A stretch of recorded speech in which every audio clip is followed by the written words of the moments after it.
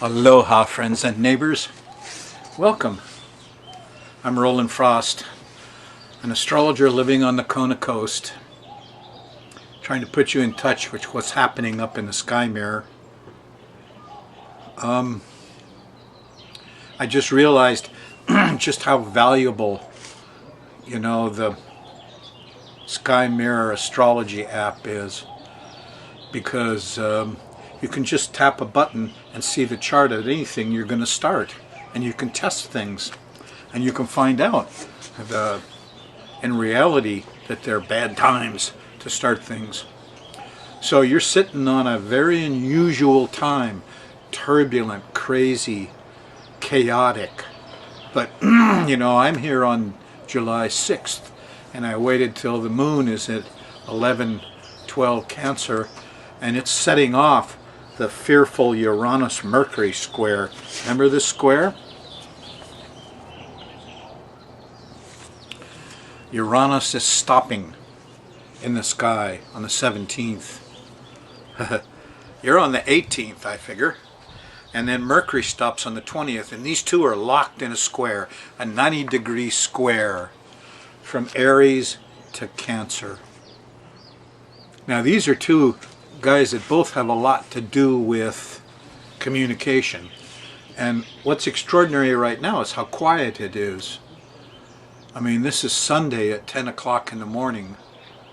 I don't hear any cars. Even the birds have stopped.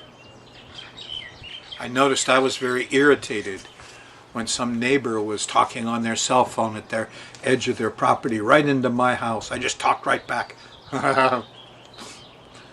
So, but the stillness is the silence is deafening.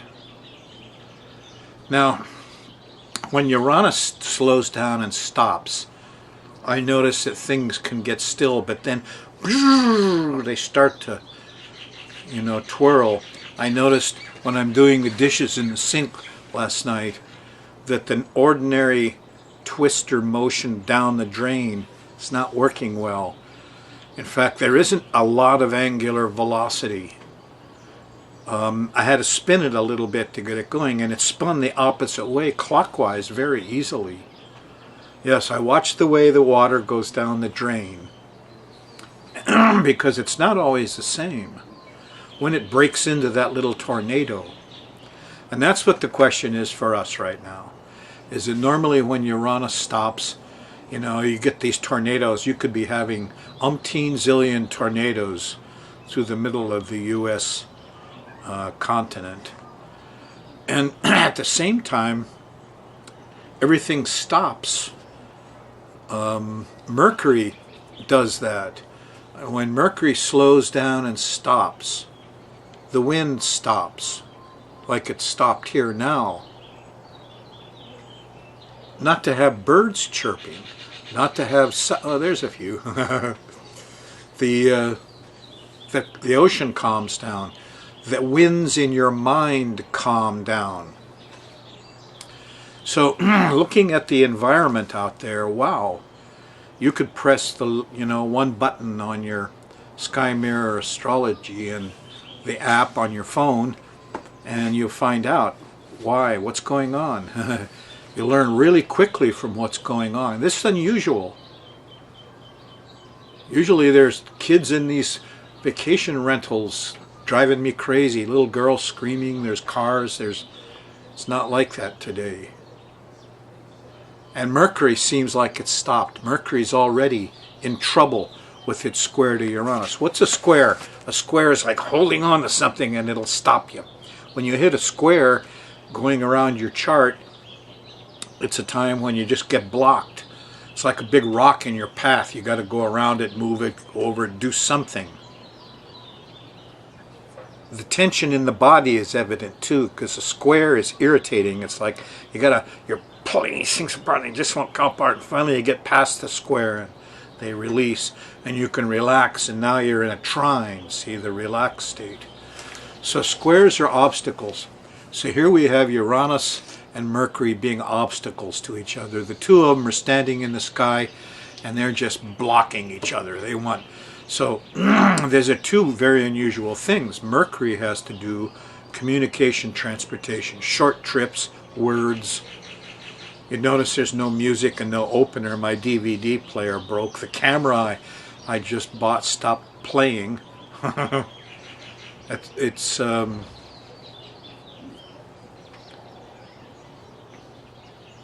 so Mercury having to do with communication. When it slows down and stops, it gets, your mind becomes clear and you can see the way words are made up. Mercury has to do with words. The symbols I'm using to talk to you right now is Mercury. Now Uranus has to do with, it's a higher octave of Mercury. In occult lore, it's like television or radio.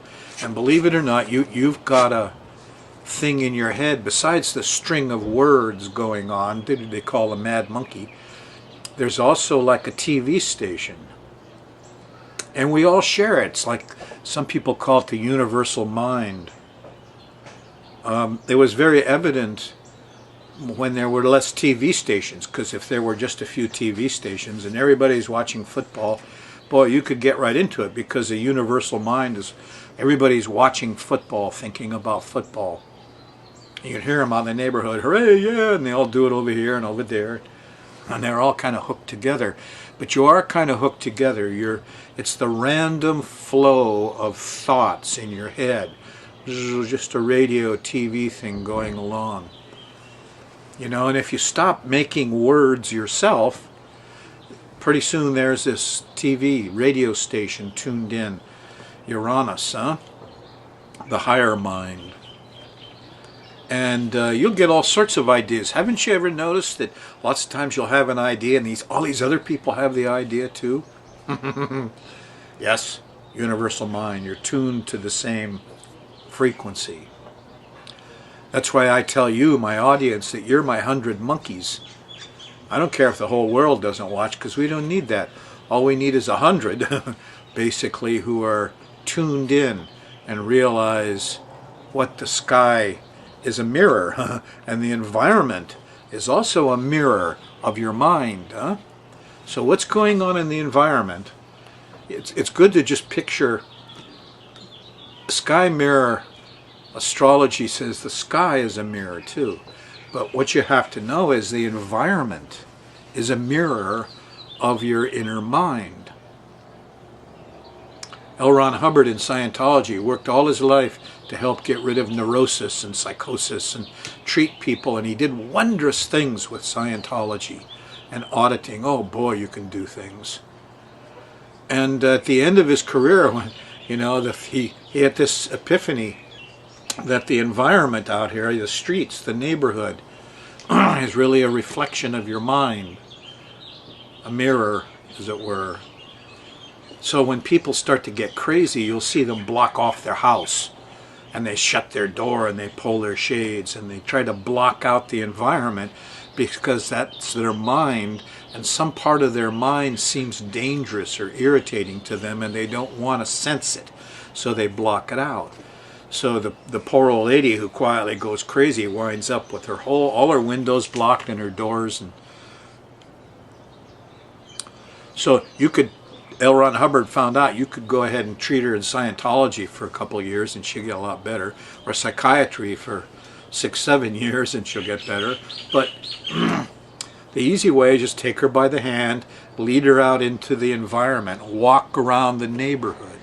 And when she sees that the environment is not hazardous, that it's okay, it's not full of zombies and terrible people and hazard, as soon as she sees that, her mind gets better because the environment got better.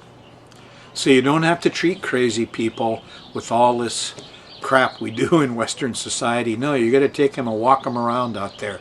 You see people in Kona, you know, that look a little skitsy and they're walking along. They're walking through their environment and making themselves better. Okay, so walking and talking are Mercury. You're going to have trouble walking, talking, driving is the ultimate, because now you're involving Uranus. Uranus is electrical things, motors, things that go around. Airplanes are classics. So we could see some airplanes just quit and fall down.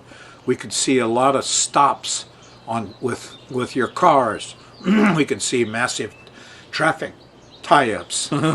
That's why I was thinking, you know, something like a big solar flare knocks out electricity. Well, earthquakes and hurricanes knock out electricity. And electricity is Uranus.